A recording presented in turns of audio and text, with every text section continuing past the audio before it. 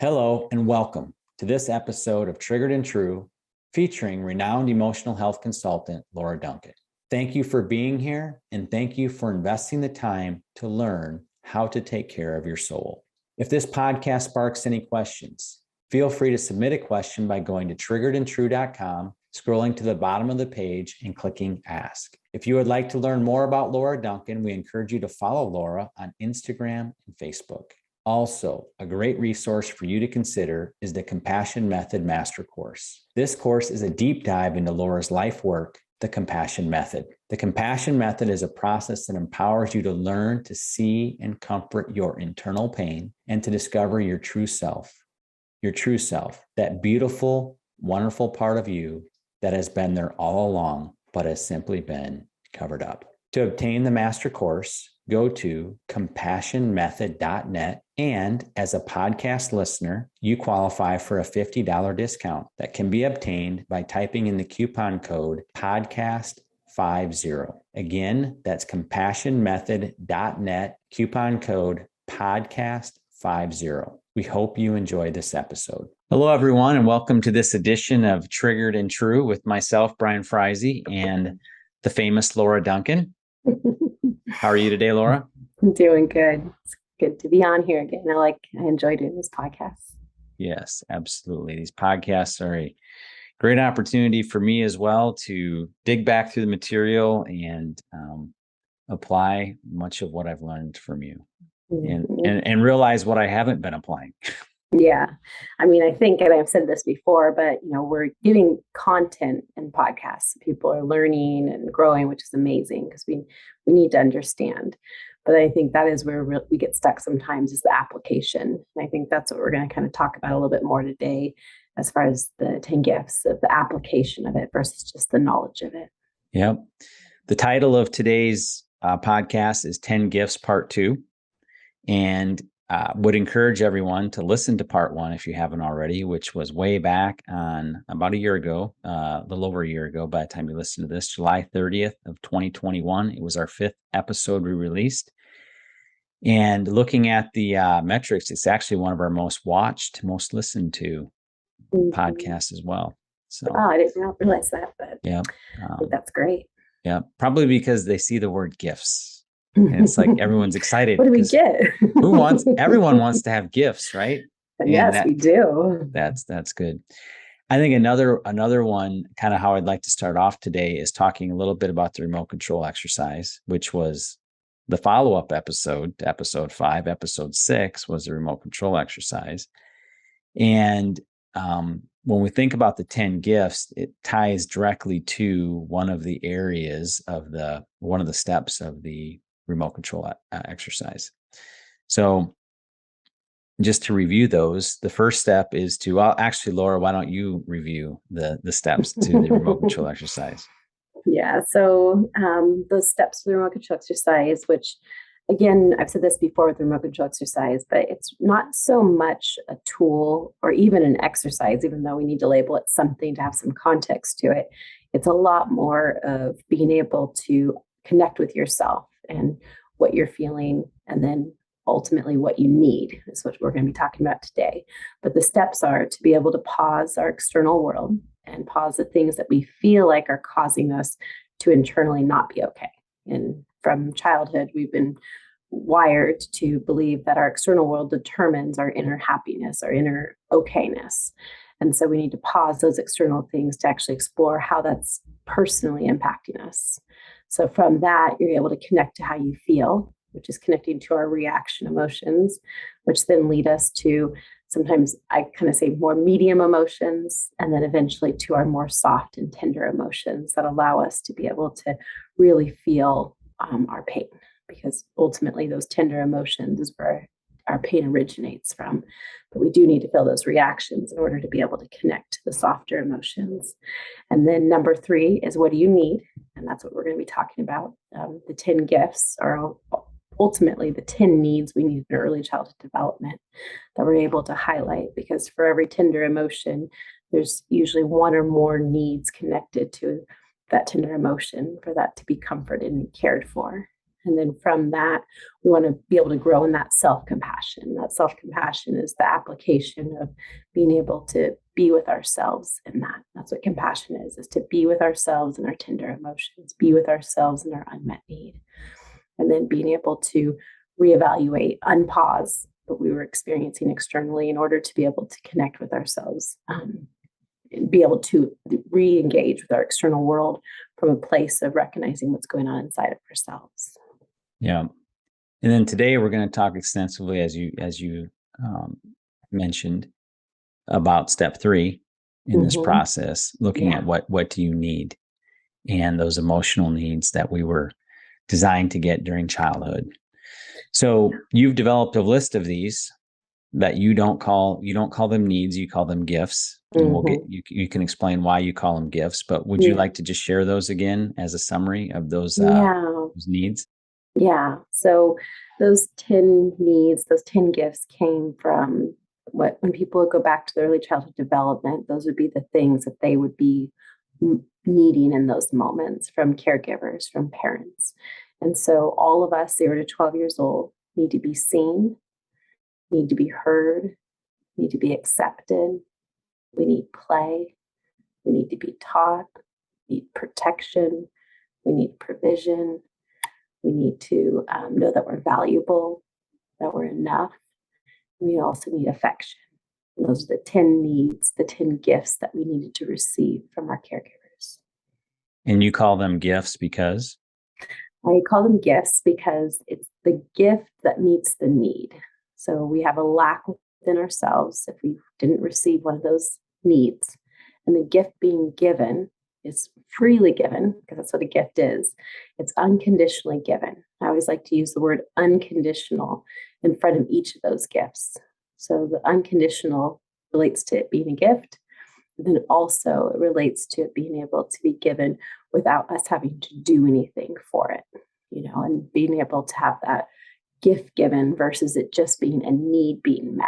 So if we look at, I have an unmet need, and then I need this need to meet it, it's coming from the deficiency of it rather than the offensive approach of the proactiveness of the caregiver being able to give us that need. Yeah, it's kind of a position of lack versus a position of abundance or being full. And yeah, exactly. And so when we just say we have a need, we need the need met, it takes away from the freedom that comes from it being a gift. Now, how did you develop the list? So the list came from when I would go back to people's early childhood development. These would be the most common needs that children had. And, you can use a little bit different words. Like sometimes people like to use belonging instead of accepted. But these 10 gifts encompass everything that we needed in early childhood development as far as our emotional needs. And it was very interesting to, because I didn't develop the 10 gifts until about, I think maybe a year or 2 years into the process of the compassion method.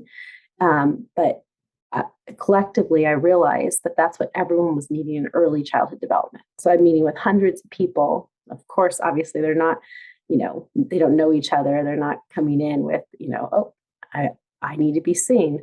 But every single person, not every person, but majority of people would bring up, I need to be seen. I need to be heard. And that was what those caregivers, we'll talk more about it, but those moms and dads that were coming in on behalf of the lack of what they didn't experience, that's what they experienced when those people came in. So then it was just more recognizing, this is more of a universal emotional need versus just an isolated event. And then as I was able to share it with more and more people, it resonated so strong with each person. Maybe not all 10 gifts, because we did receive some in our early childhood development, but certain ones really resonated with people because it exposed and revealed their lack. One of the quotes that you often say is that you say, we are living the consequences of these needs not being met in childhood. Yeah. You want to explain a little bit of that? Yeah. So a lot of times I like to differentiate between our adult needs and our childhood needs. And I use the analogy of it being a capital letter need when we're in our childhood need, and a lowercase letter when we're in our adult. Because as an adult, we do lowercase n need these gifts. But when we didn't receive it in early childhood development, we're frantically looking for it throughout our whole entire life. And that's why we blame our environment so much, because we're trying to get something from our environment, whether it be a spouse or a friend or a family member. We're trying to get these needs met from them because we instinctively know that we need these things and we need these emotional needs. And so we end up trying to get them met externally as an adult, but because these are a capital N need that we didn't receive in early childhood development, we usually feel very discouraged in the process of trying to have our hearts be filled, have our emotional needs be met. So how can these needs be met as an adult if they weren't met during childhood? This is the part that gets me very excited. So up until, I think about 10, 15 years ago, the psychology would say that you can't get them met, and that whatever happened or didn't happen in early childhood development is locked in. Your brain is fully developed, it's concrete, it can't be moldable, can't change. But in the last 10 to 15 years, they've been able to realize that our brains actually are neuroplastic, which means that they're moldable. And this is like a back door to be able to go back to our early childhood development, which is 0 to 12 years old, in order to be able to receive what we didn't receive. And they are ultimately met, these needs are met through real people in your life, real experiences, that you experience these gifts, that we get the privilege and we have the ability to reapply to the times that we didn't receive it during our childhood. And part of that, you talk about using our vivid imagination. Mm-hmm. Can you explain what that means? Yeah. So vivid imagination is very exciting because we have two different types of imagination. We have our fantasy imagination, which is just our make-believe imagination. We wished we had a perfect parent. Our perfect parent would do X, Y, or Z, and we would live happily ever after. It's a fantasy because it's not connected to reality. But vivid imagination is directly connected to reality, because what vivid imagination is taking a real person and a real experience that we've tangibly felt before and taking it and reapplying it to a time we didn't receive that, so that we can experience it in our early childhood development, which I often say is our coding. So if our coding doesn't, let's say, have the gift of being seen, then we are able to take a real person and a real experience of being seen, even if it happened as an adult, and be able to reapply that. And what that does in our brain is it activates the part of the brain that it really did happen. One of the studies they did on the neurological side of it was they took a group of tennis players and they put half the tennis players on the court playing tennis, and they put the other half in a room, vividly imagined playing tennis. And for myself personally, I've only played tennis a couple times. And so if I was sitting in a room imagining tennis, it would be fantasy imagination, because I haven't had vivid, real experiences playing tennis before. I mean, I could probably tap into 8 years ago when I played tennis, but it would not be vivid. It would be very ambiguous. It would just be kind of like remembering vaguely about playing tennis. So that would activate the fantasy imagination. But with these professional tennis players, they play tennis day in, day out. They're connected to the tangibility of playing tennis. So when they vividly imagine it, they put brain sensors on both groups, and both brain sensors fired that they were playing tennis.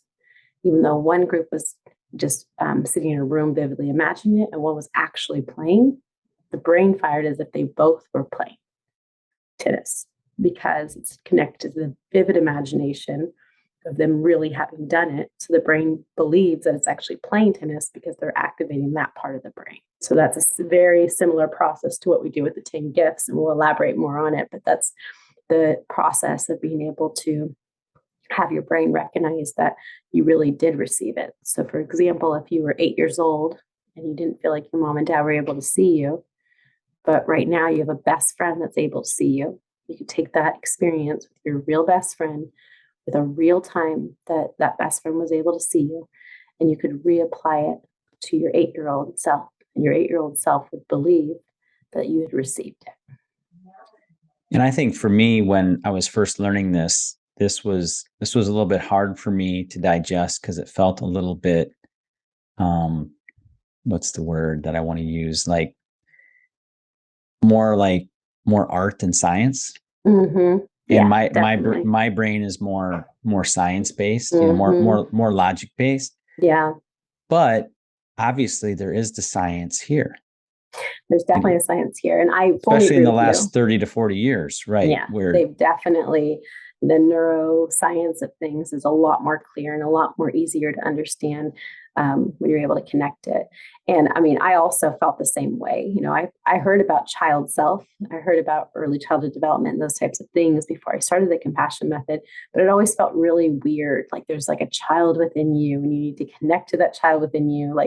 And then you've got to connect with different ages. So then you have all these little children inside of you. And so it just felt very uncomfortable to me because it felt more like fantasy imagination of just oh yeah, I guess I'll randomly imagine my little 5-year-old and I guess I'll connect with her. But this feels really weird because this feels separate from me. It doesn't feel connected to me. But one of the things that really helped me be able to connect more with my child self, because that's an important part of the 10 gifts, that you need to be able to connect with who you were as a child so that it's actually vivid imagination, not only on the part of a real person and a real experience giving that to you, but vivid imagination of actually remembering not just what you were like as a 5-year-old, but how you felt as a 5-year-old. And that has to actually become real to have the application be effective. So one of the things that helped me with that, instead of just thinking of I have these random child selves inside of me and it feels all weird and I don't know, abstract, is I saw more of our brains as a computer. And every single file we've ever experienced is part of our brain, is inside of our brain. A lot of times, with our iPhones, we have to dump pictures, we have to dump information because we don't have enough gigabytes. Well, your brain doesn't dump. It always has everything in there. The pathways to get there aren't used. So think about your neural pathways. And if you for example, if you didn't go on a path anymore, it would overgrow, but the path is still there. You can still find the path. It's just overgrown. So there's a pruning that takes place in our brains that sometimes we're not able to access certain files in our brain as easily, but the file is still there. But we have to go back and just like you would create that path again by walking on it, we have to create that path again by connecting to those parts of our brain that have been covered up and overgrown because we've neglected those files in our brain. So what I look at it is so we have all that information. Our eyes are like cameras. Our brain is the most extraordinary computer system that has ever been. Can't even recreate it as much as we try. And so I look at it more as there's files in our brain. So your 5-year-old self is a file in your brain that has all the memories, all the experiences that you had as a 5-year-old, all the emotions, the memories, where you lived, what you ate, where you went to school, the people in your life. That file is full of every single thing you experienced 365 days of being a 5-year-old. But the pathway to that 5-year-old is overgrown. So as when we've talked about the childhood exercise, that's why we find a picture of ourselves so that we can make that pathway easier to access. So then what we need to do is just learn how to access that file. But once we access that file, that is the connection to our 5-year-old self. So when we open up that file, we can now infuse it and we can bring these gifts to that file. Yeah, that's fascinating. And I think the other aspect for me that was helpful, because this was important to me as well, was a biblical connection to this. And in the Bible, it talks repeatedly about changing the way you think. That's kind of what repentance is. Renewing your mind. Yeah. Yep, Romans 12:2 specifically, be transformed by the renewal of your mind. So we're created in his image, and he created us in a way that our brain we're not stuck. And that's the beautiful thing about this, is that none of us are stuck, because nobody listening had a perfect childhood. Yeah, and exactly. No matter how great a childhood you might have had, even just from ignorance, there's lack. Oh, absolutely. And and a million different degrees of that, of different people listening. But the beautiful thing is that that doesn't have to be the end of your story. Yeah, exactly. And that is the hope. That's why I get excited about the neuroscience of it, because there's actually a scientific, technical, logical way to get these needs met. It's not as ambiguous and fantasy and imagination as we thought it was before. Another quote that you have that I think fits in really well here is that you say, people will never forget who you were to them. Exactly. We get so preoccupied with, like sometimes when we bring in these caregivers, these gift givers, as I like to call them, we think it's really important what they're going to say, and what they're going to do. But it's even more important how that gift giver made you feel than what they did or what they said.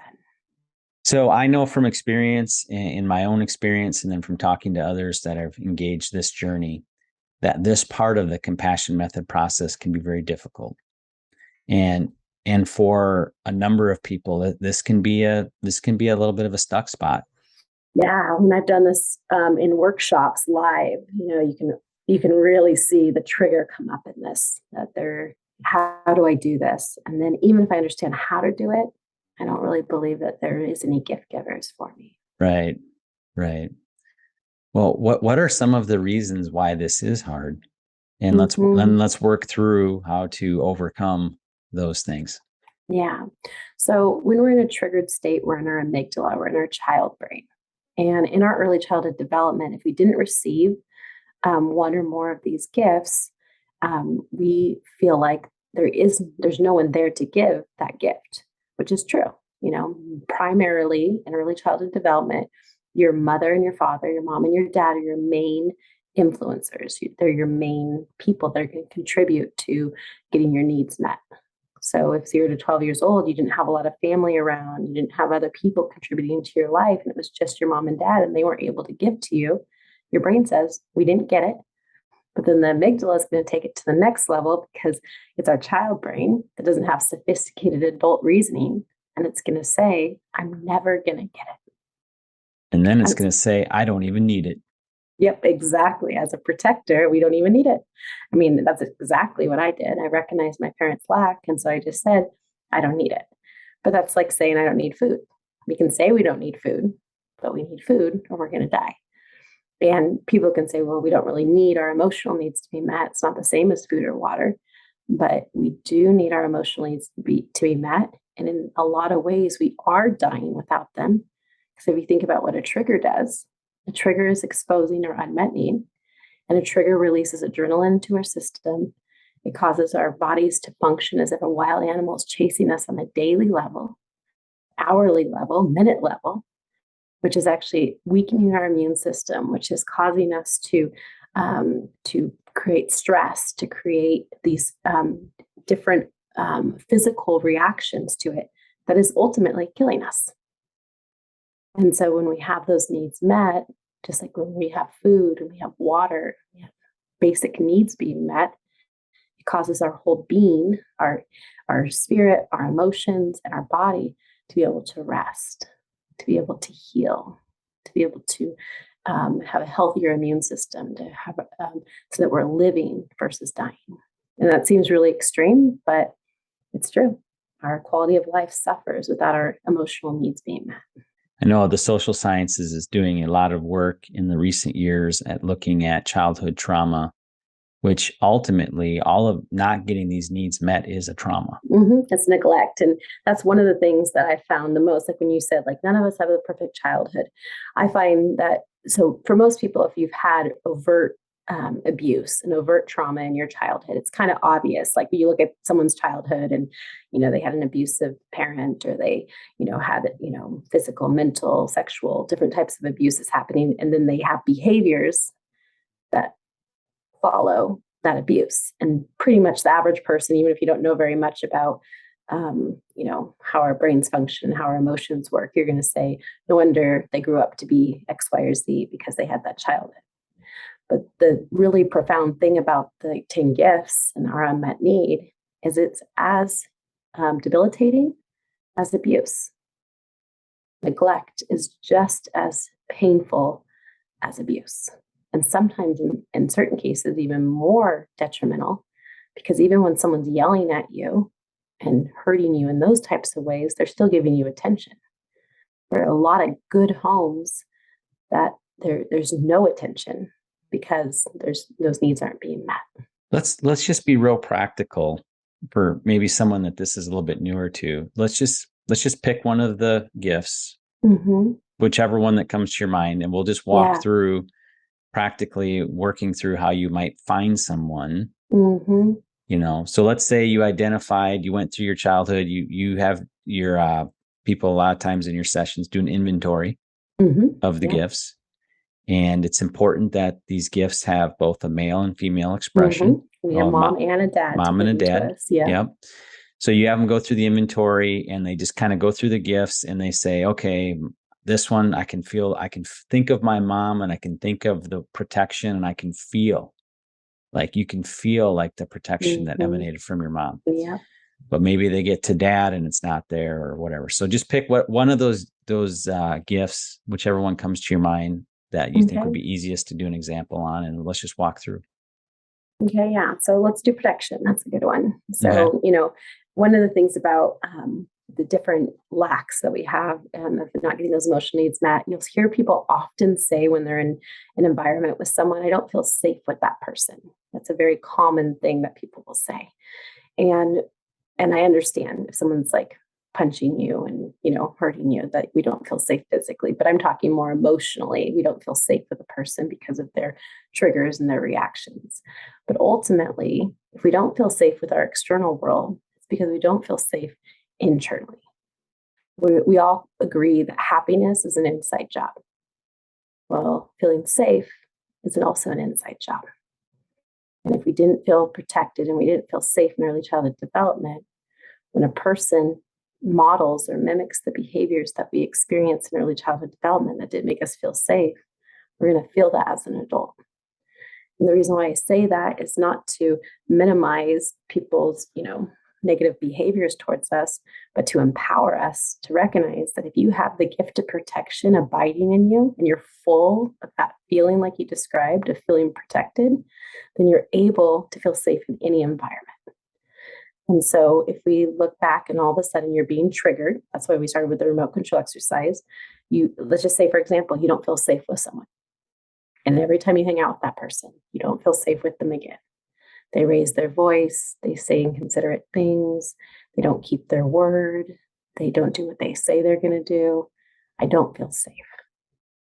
We're recognizing we're triggered. We're in our amygdala, which is our child brain. So we want to go back to a time 0 to 12 years old where we felt the exact same feeling.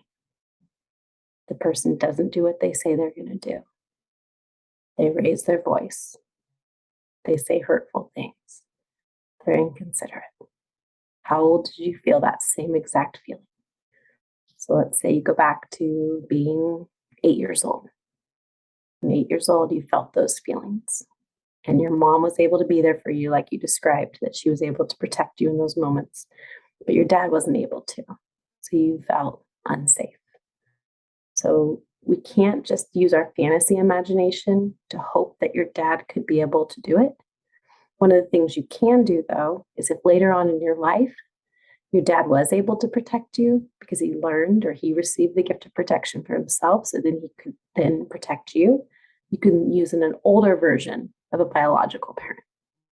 But if by, in that time period as an 8-year-old and also present day, my dad wasn't able to protect me, then I'm going to find another father figure, another male figure in my life that was a real person that I experienced real protection from.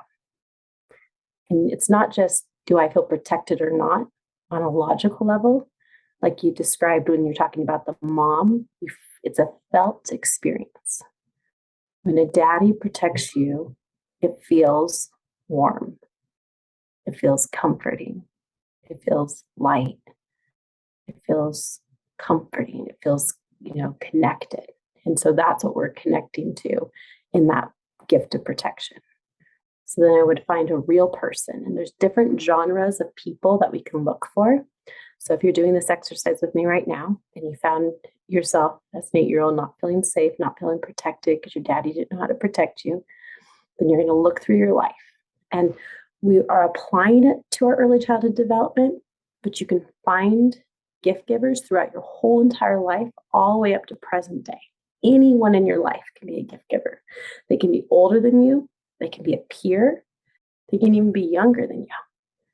Because it's not so much that they were older than you so they could give you that feeling. It's what they carry within them that you can feel a sense of protection even though they're younger. I have a younger brother. He's actually the same age he's actually younger than my oldest daughter. So he's very young. We have a big family. And he is very protective. He's able to be aware and read a room if there's danger or if there's hurt or if there's pain. And he'll come right now, and we're like 20 years apart. And he'll come and out of nowhere just give me a hug because he can feel that I don't feel safe, that I don't feel okay. And he'll come and give me this hug. So he's 20 years younger than me. But when he comes and I feel safe with him, and he does these long hugs where he'll like hug, put his arm around me for 2 minutes. They're uncomfortable, but they just make you feel so safe and so protected. And that feeling makes me feel, you almost feel this settling inside of you. You almost feel this sigh of, I'm safe, I'm protected. Someone bigger than me, not necessarily age, but someone bigger than me in that moment was able to recognize that I didn't feel safe and was able to give me that feeling of safety. So then I would take my brother, even though he's 20 years younger, and I would reapply it to my 8-year-old self. I didn't feel safe because her daddy didn't know how to protect her. And I would feel that same exact substance, the same exact essence that I feel when my brother gives me a hug like that. And that is what I'm able to give to my child self. And it's real and it's tangible and it heals. Sometimes when you said the talking about the tangible, like as Christians, a lot of people would want to go right to God to feel that protection. And they would maybe almost look at this process as, like triggering to them, maybe that, I shouldn't be getting that need met from another human being. Totally, exactly. And the reality is, though, that this is extremely biblical because this is the process God put in place. Yeah. He gave us moms and dads on purpose to be able to not just physically take care of us, but to emotionally take care of us the way that he took care of Adam and Eve in the garden before they left the garden. And he was tangible with them. So much so, it's the way that he chose to bring his son into the world was through the exact same process. Yeah. And if you look at the life of Jesus, 0 to 12 years old, he was the God of the universe. He was the creator God. And he chose, because he had the same neurological brain process as us, to be with his mom and his dad, 0 to 12 years old, because he needed a mommy and a daddy to be with him, for him to be able to neurologically be able to process and get his needs met. Well, and they protected him and they provided for him. And, exactly. And God could have chosen a million other ways to accomplish that, but he chose to use a mom and dad. Well, yeah, because he wants that tangibleness. He was with Adam and Eve in the garden. He was tangible with them. When they left the garden, he was no longer tangible, but he wanted to maintain tangible connection. So he said to Adam and Eve, ultimately, be fruitful and multiply and tell your children and their children and their children and us children about the tangible God and manifest it by modeling how it looks for God to emotionally connect with us. And that's one of the most beautiful things about this process. Not only does it help heal our childhood needs, help heal the neglect that we experience so that we feel full, that we can feel protected and safe anywhere in this whole entire world, no matter what's going on, even to the point of bodily harm. We can feel okay within ourselves when we are full of protection, full of safety. I can even right now think of my brother hugging me right now and feel I'm going to be okay, no matter what. And when I feel that feeling, now I connect with God. He's holding me in the same way. He's giving me his strength in the same way. I'm going to be okay, not just because a human was able to be with me, but that human manifest in a tangible way how God can be with me. That is very good. And we would be not doing our listeners a good service if we didn't talk about the challenges of finding those gift givers. Oh, it's very challenging. I mean, so many people, myself included, when you go to look, it's like blank. You're like, there is nobody there. But let me talk a little bit about some of the genres where you can find people. So look through your life. You're taking an inventory. You might have to start by putting your hand on your head and saying, brain, we have gift givers. Help me find them. Your amygdala, your fight or flight brain is saying, no, we're not. No, we don't. We'll never have them. We never did, and we never will. So and we don't need them. And we don't need them. Exactly. We don't have them. We don't need them. And so there just is you'll just never feel protected. You'll never feel safe. But we want to be able to help our brain be able to receive that. And so being able to recognize them, you'll find them I'll give you some genres. You'll find them in other relatives. Think about your mom's side of the family, your dad's side of the family, other relatives that were able to give you that real tangible feeling of feeling protected. You'll find them in teachers. Teachers influence us so much. They're with us 30 hours a week. There's teachers that are protective, and we can feel the protection that they had for us. You can find them through friends' parents. A lot of times other parents will be able to influence us and impact us as moms and dads as we have sleepovers and go on trips with them and connect with them. We're able to feel that tangibleness. You'll find them in neighbors. You'll find them in teachers of, coaches or extracurricular activities, your piano teacher, your basketball coach, your different people that were able to give you those characteristics. Are they your mom or dad? No, but they carry the characteristics of feeling protected. And so you can receive from them, even if they can stand in the gap for what your parents couldn't give you. You can also look for bosses, coworkers, mentors, pastors, Sunday school teachers, any people that were able to impact your life in a similar way as a mom and a dad is able to.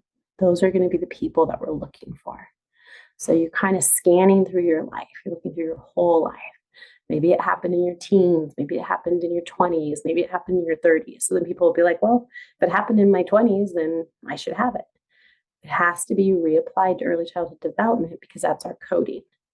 Once our coding is established, we're going to function from either the neglect of those emotional needs or the receiving of those emotional needs for the rest of our lives.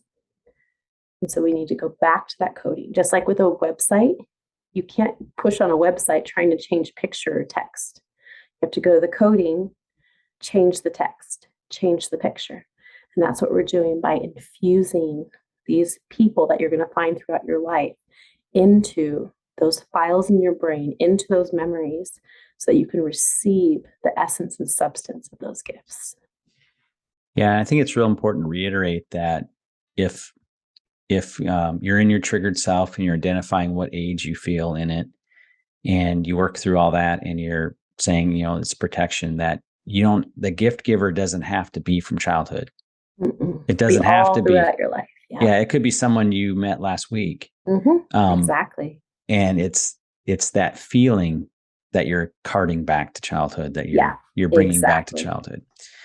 And I think this is a great place for a listener question that came in a couple of weeks ago that I think really speaks to some of the challenges around this. So the listener says, I'm on module 3 in the master course and currently trying to find compassionate people from my childhood. I've been searching for a week and I haven't found any except for one person, but even that one doesn't really seem to have substance to it. So again, there's a lot of pain blocking the view, amygdala, that type of thing going on here. And then the person says, I have young children and have experienced adults giving them gifts recently. So almost like vicariously. I am trying to apply their gift to my child self. I think it's better than nothing. Any suggestions?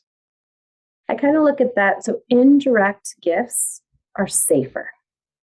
So, when we didn't receive something, it's really hard to receive it because we didn't receive it. We're not familiar with it. Even though we long for it, we're not familiar with it. But sometimes if I can watch someone else receive it, it lets my guards down. I'm not trying so hard. It's like we try so hard to get the gift giver and so hard to apply the gift giver, we lose the connection to the feeling of it. But if I can observe and watch someone else and I can indirectly have it, it ends up helping me be able to receive it. I look at it kind of like priming the pump. So once you've received it indirectly, majority of the time people will remember or see other people because now they're familiar with that feeling, even though it happened indirectly. So I've even had people go as far as to watch a movie that had a really good dad or a really good mom in it, for them to be able to feel and experience what that felt like, so that they could then identify real people in their life that they experienced it from. So whether it was a person in a movie, whether it was someone giving it to your children, or you indirectly were seeing it, we do want to move towards it happening directly towards us. But those are really helpful ways to feel safe with it, to remember how it feels, so that we can then be able to connect with the feeling of it, instead of staying in our analytical brain or our logical brain that's saying, I don't think people gave that to me. Another way that you can also do it is to maybe have 3 or 4 men or 3 or 4 women that you combine. So let's say you felt protected in a certain way with one, like if I'm looking for a dad, one dad, I felt protected in a certain way. But if I take 3 different dads and I put them together, I have more of a fullness of that gift. And that also is a way to do it. You may not have felt the fullness with one person, but you could be able to combine 3 different people and how you felt protected by them and feel like you got the fullness of that gift. So in other words, maybe connecting it vicariously is a bridge. It could be a bridge to help. Exactly, because your brain, I promise every single listener right now that God knew before you were born what your mom and dad were going to be able to give you, not be able to give you. And he's been strategically and customizing gift givers to come into your life because you didn't receive it from your biological parents. You don't have eyes to see it, and you don't have a heart to receive it. But I promise you, they're there. And as you're able to feel it, indirectly or directly, it's going to grow, and you're going to start to see them everywhere. Mm-hmm. And really, so much of what the compassion method process, the remote control process, and all the components is you're giving yourself eyes to see and ears to hear. Exactly. And it's so fun. Like, so in the beginning, it's so difficult, even for myself, so hard. It feels hopeless. It feels like it's not enough. It feels like it's too hot. It's too cold. It's too big. It's too small. It feels like you just can't quite get that like itch in a way. You know what I mean? Like you just can't get to what you're really needing. But then as you start to be able to apply, even if it's this much, it increases a little bit more and increases a little bit more, all of a sudden you start to have eyes to see. And I remember when I first started seeing all the gift givers, it was like almost comical because they were everywhere. They were strangers, they were acquaintances, they were family members. They were people that I never seen that gift before. Even my younger brother, I would never think of him as a gift giver. He's 20 years younger than me. You know, he's my kid's age. You know, he's not going to be a gift giver. He's just a kid.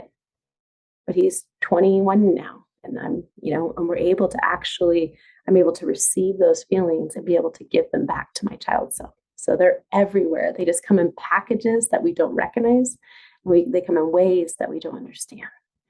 But once you start to feel them, it will increase. When we have nothing, it feels like there is nothing. Once we start to increase, you start to see it everywhere. Well, and I think you hit on a really good thing too, just showing the example with your brother, is that we want to give people permission to look places that wouldn't be natural. Like I found a gift a gift coming to me from one of my children, which my mind did not want to go there because I'm like, well, how can that possibly be? Because that's not the way it's supposed to work. Yeah, exactly. Well, no, it's actually not supposed to work that way, but that's God's relentless pursuit of making sure that gift lands. So many different ways. Yeah. Exactly. And even for your daughter, you know, I forget, she's probably 17 or 18, something like that.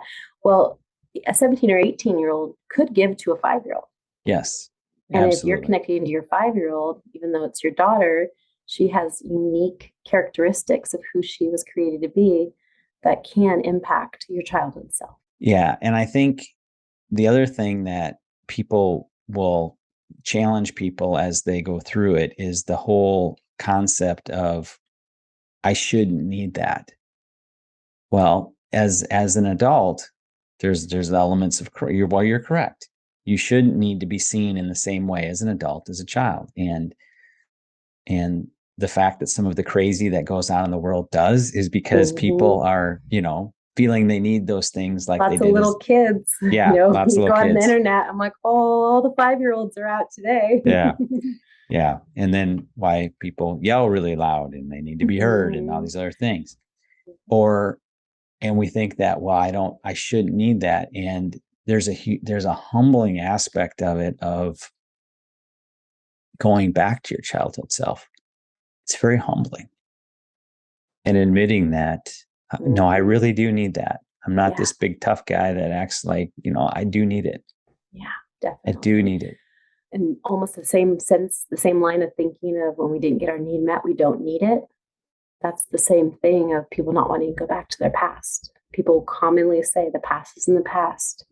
You can't let what happened to you as an 8-year-old affect you the rest of your life.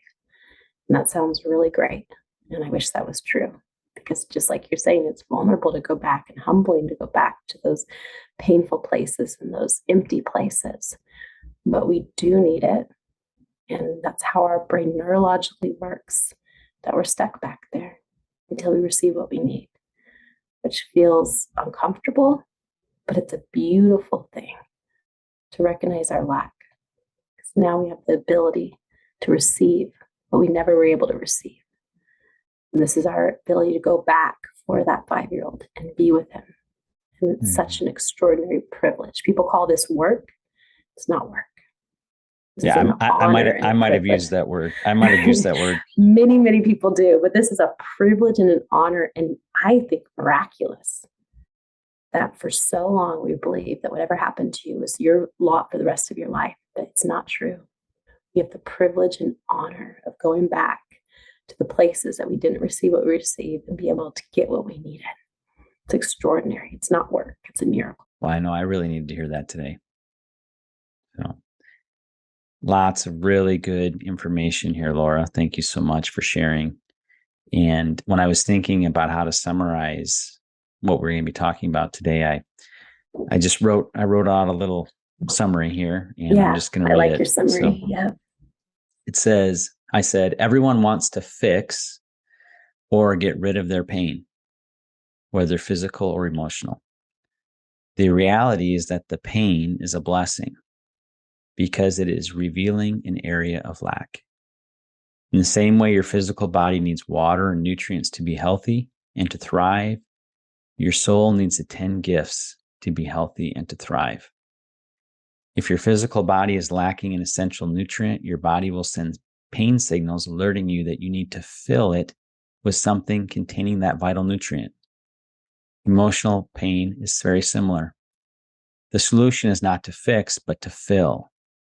Be filled with the gifts, and the pain is comforted and eliminated. In both cases, the pain acts like a signal flare, alerting you to an area of lack that must be addressed. And it's an opportunity. It's not work. No, it is an opportunity. We are so, so blessed to be able to do this, and so thankful that our brains were created this way, that we're able to go back. And I would recommend pausing this if you're listening to it, going back, closing your eyes, connecting to your heart, and re-listening to what Brian just read. Because we want our brains to start to hear this, because we've been hearing a different message for most of our life. And this is the message that we want to hear, so that we actually have buy-in, that we actually want to invest and to be able to access these parts of our hearts, even if they're painful and uncomfortable. Well, thank you again, Laura. And thank you, everyone, for joining us in this episode. Lots of great information. Definitely one you probably want to listen to a few times, I think. Yeah. And practice applying it. I know it's hard. I know it's difficult. But I believe that you have so many gift givers that you haven't even yet found. Make it a treasure hunt. Make it a challenge. Make it an adventure. And it will help you be able to find those gift givers. Until next time, goodbye. Thank you again for joining us for this episode of Triggered and True. We hope that you enjoyed it. As a reminder, if you would like to ask a question, go to triggeredandtrue.com, scroll down to the bottom of the page, and click Ask. And if you would like to learn more about the Compassion Method, be sure to check out the Compassion Method Master Course, which can be purchased at compassionmethod.net. And as a podcast listener, you qualify for a $50 discount, which can be obtained by typing in the coupon code podcast50. Again, that's compassionmethod.net, coupon code podcast50. Thank you again. Goodbye.